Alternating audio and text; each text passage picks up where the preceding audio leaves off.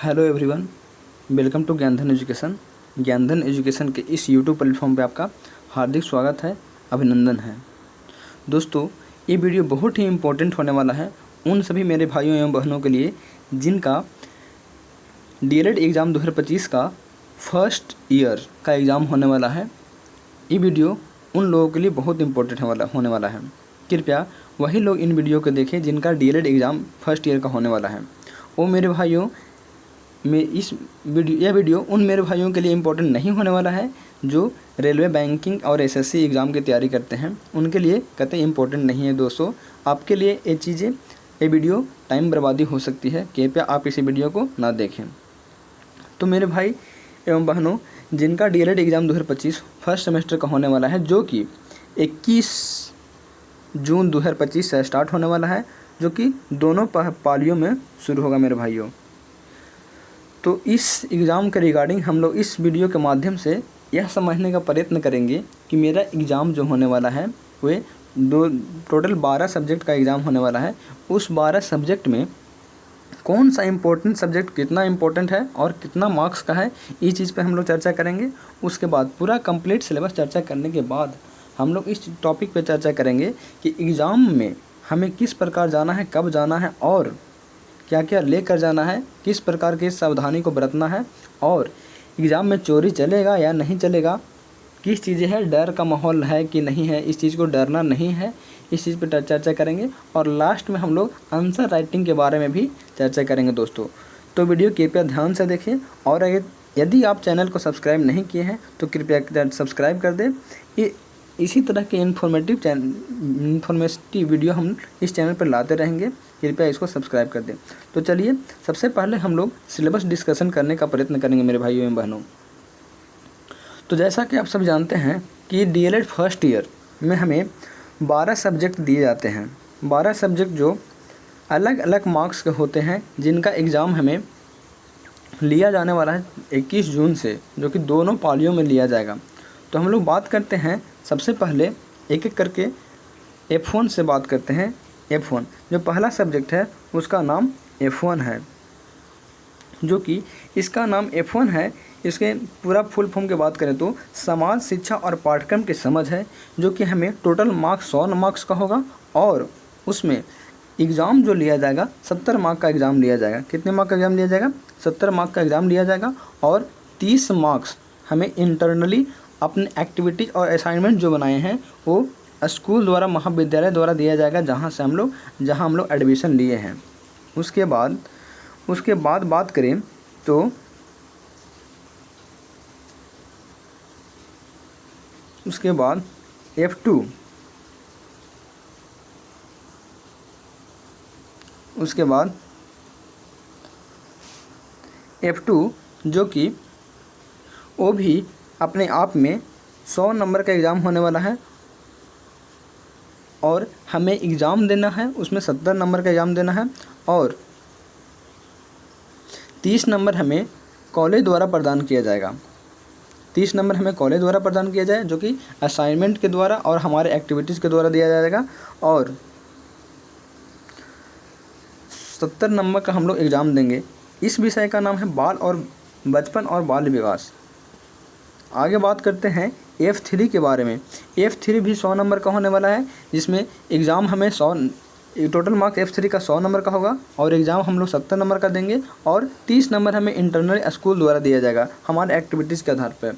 F4 की बात करते F4 की बात करें तो F4 का नाम विद्यालय संस्कृति परिवर्तन और शिक्षा विकास है। ये भी 100 नंबर का होगा और 70 नंबर, इस टोटल 100 नंबर का होगा और 70 नंबर का हमें एग्ज़ाम देना होगा और 30 नंबर हमें हम कॉलेज से दिया जाएगा, जहाँ पे हम लोग एडमिशन कराए हैं। बात अगर F5 की कर लें तो F5 की बात करने से पहले इसका नाम हम लोग जानते हैं। F5 का नाम है भाषा की समझ और आरंभिक भाषा का विकास। ये भी अपने आप में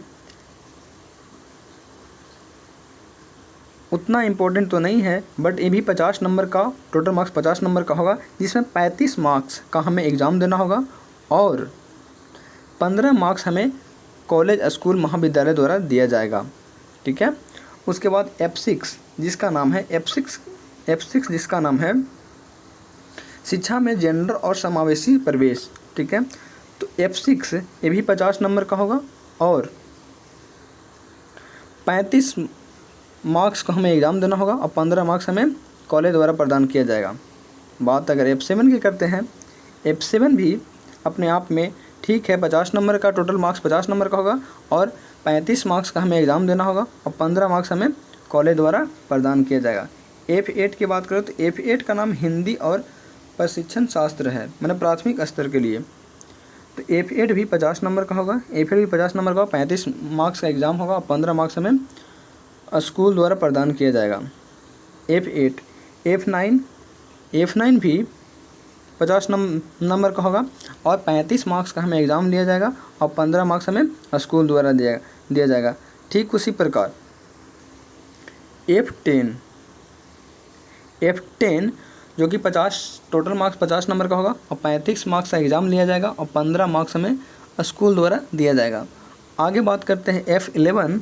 तो F11 ये अपने आप में 100 नंबर का टोटल मार्क्स का होगा और 40 नंबर का एग्ज़ाम दिया जाएगा और 60 नंबर हमें हमारे एक्टिविटीज़ के आधार पे हमारे कॉलेज द्वारा दिया जाएगा। आगे बात करते हैं F12 का।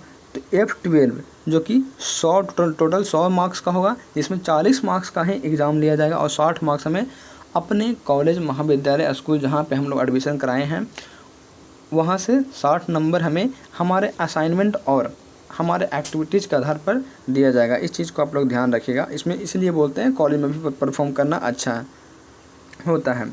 आगे एक और विषय है जिसका नाम है SEP मतलब स्कूल एक्सपीरियंस प्रोग्राम।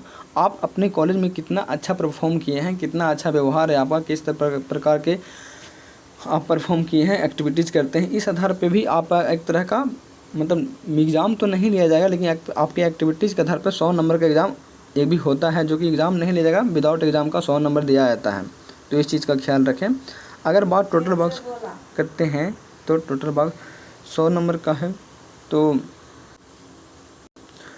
SEP के इस सब्जेक्ट में हमें एग्ज़ाम देना नहीं होगा, एक कॉलेज हमें 100 नंबर ऑटोमेटिक हमें एक्टिविटीज़ के आधार पर दे दिया जाएगा। तो टोटल मार्क्स का एग्ज़ाम बोले तो टोटल मार्क्स का एग्ज़ाम 570 मार्क्स का होगा और हमें कॉलेज द्वारा 430 मार्क्स दिया जाएगा, लेकिन जो टोटल बात करते हैं तो 1000 मार्क का होगा। तो ये हमारा सिलेबस का डिस्कशन हुआ।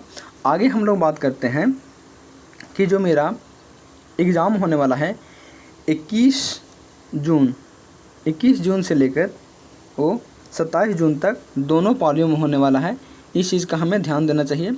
और अब हम लोग बात कर लेते हैं कि एग्ज़ाम हॉल सीटिंग के बारे में। एग्ज़ाम हॉल में किस प्रकार हमें बैठाएगा। बहुत से भाइयों एवं बहनों मेरे पूछते हैं कि भाई किस प्रकार बैठाएगा, ये तो बता दीजिए कि रोल नंबर के आधार पर बैठाएगा कि रेंडमली बैठा देगा, किसी को कहीं बैठा देगा कि हम लोग दोस्त लोग अपने बैठ सकते हैं, ठीक है। तो इस चीज़ पे हम लोग डिस्कशन कर लेते हैं। तो देखो मेरे भाई, बात अगर सीटिंग की करते हैं तो सीटिंग के लिए हमें जो रोल नंबर कॉलेज द्वारा प्रदान किया गया है उस आधार पर बैठाया जाएगा। जैसे जिसका अगर हमारा जो एडमिट कार्ड मिला है उस पर रोल नंबर किसी का 1 है तो उसको आगे रखा जाएगा, फिर उसके बाद 2, 3, 4, 5, 6 का बैठाया जाएगा। और आपके जो बगल में बैठेंगे लोग वे किसी दूसरे कॉलेज के होंगे, दूसरे स्कूल के होंगे। तो इस चीज़ का ध्यान रखा जाएगा। आपके एक बेंच पे या तो 2 बैठेंगे या तो 3 बैठेंगे। अगर 3 बैठते हैं तो यदि एक बेंच पे 3 बच्चा को बैठाया जाता है तो पहला जो कॉलम होगा वो आपके कॉलेज का होगा, दूसरा जो कॉलम होगा वो दूसरे कॉलेज का होगा और जो तीसरा कॉलम होगा वो तीसरे कॉलेज का होगा। एक बेंच पे 3 कॉलेज स्कूल का स्टूडेंट लोग होंगे, ठीक है। तो इस चीज़ का ध्यान रखें। बात अगर तो वो चीज़ तो बता दी हम आपको कि आपको सबसे रोल नंबर के आधार पर सबसे कॉलम वाइज बैठाया जाएगा। पहले आपको आगे पीछे उसे एक कतार में बैठाया जाएगा सीधे, ठीक है। उसके बाद अब कुछ लोग पूछेंगे कि चोरी चलेगा कि नहीं, मोबाइल लेके जाना है कि नहीं जाना है। तो हम अपने सीनियर से बात किए, एग्ज़ाम हॉल इन्वायरमेंट के बारे में बात करते हैं। अपने सीनियर से बात किए तो उन्होंने बोला कि चोरी के भरोसे नहीं रहिए, चोरी थोड़ा सा मतलब चोरी नहीं के बराबर हो रहा है। ज़रा मरा आप लोग अपने दोस्तों से ताक झाँक करके लिख सकते हैं, बिकॉज आपका जो बैग है, फ़ोन है और जो गाइड आप लेके जाइएगा चोरी करने के उद्देश्य से, वो आपको बैग मतलब स्कूल के गेट पे ही रखवा दिया जाएगा, आपके साथ कुछ नहीं जाएगा, आप सिर्फ अपना पेन लेकर जा सकते हैं और कुछ नहीं। और चेकिंग भी चल रहा है अच्छा से। अभी सीनियर का एग्ज़ाम होने वाला है, तो हम उन लोग से भी बात किए हैं कि किस प्रकार बैठाया जा रहा है, किस प्रकार एग्ज़ामिनेशन में इन्वॉल्वमेंट किया है, तो इस चीज़ के बारे में हम लोग बात किए। तो मतलब चोरी नहीं कीजिए, अपने ही बदौलत लिखिए। और मतलब हम तो कहें कि अब पढ़ाई पढ़ लीजिए ही, 12 सब्जेक्ट है, 5-6 दिन मेहनत कर लीजिए, उतना दिन नहीं किए तो। अब हम लोग बात करते हैं कि आंसर राइटिंग के बारे में। आंसर राइटिंग की बात करने से पहले आपको बता दें कि सबसे पहले तो एग्ज़ाम देने के लिए टाइम से जाइएगा। 9:30 से आपका अगर एग्ज़ाम स्टार्ट होना है तो 9 बजे तक पहुंच जाइएगा आप, क्योंकि वहाँ लेट होने से एंट्री नहीं भी दे सकता है। ऐसा ही हो रहा है कहीं कहीं, ठीक है।